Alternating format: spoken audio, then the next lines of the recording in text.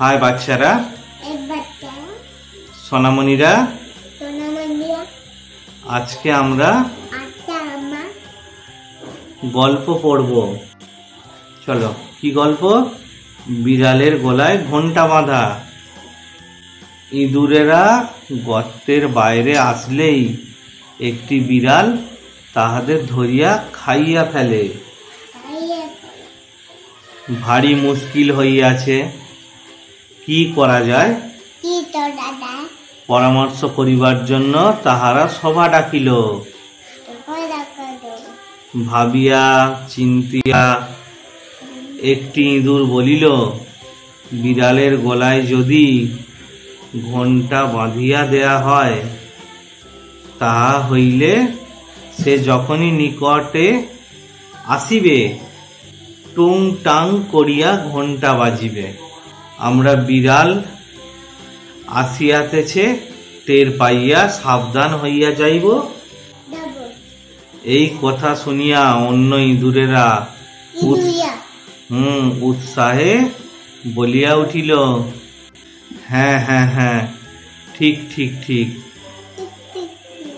উত্তম কথা। এক বুড়ো ইঁদুর তখন উঠিয়া বলিল, কিন্তু ঘণ্টাটা বাঁধিবে কে? শুনি। তখন সবাই চুপ। তাহলে আমরা এ থেকে কি জানতে পারলাম? শুধু বলিলে হয় না, করিবার ক্ষমতা থাকা চাই। আচ্ছা, আর একটা গল্প বলি।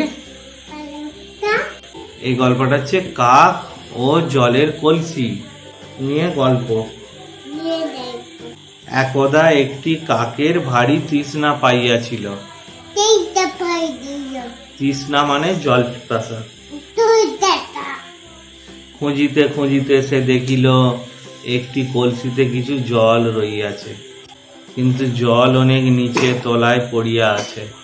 কাক প্রথমে কলসিটিকে ভাঙিতে চেষ্টা করল। বেজায় মজবুত কলসি,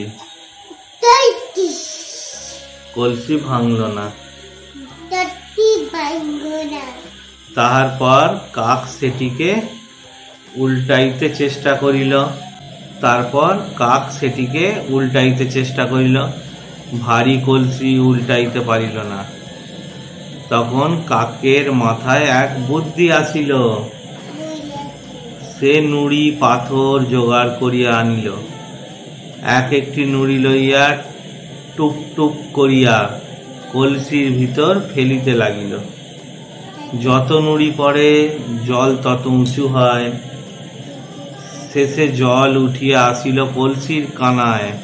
কাকও জলে মুখ ডুবিয়া তৃষ্ণা মিটাইল। উপদেশ কি?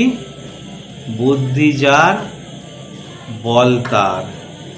তাহলে বাচ্চারা, আজকে আমরা দুটো গল্প পড়লাম। একটা হচ্ছে বিড়ালের গলায় ঘন্টা বাঁধা, আর একটা কাক ও জলের কলসি। ওকে, টাটা, বাই।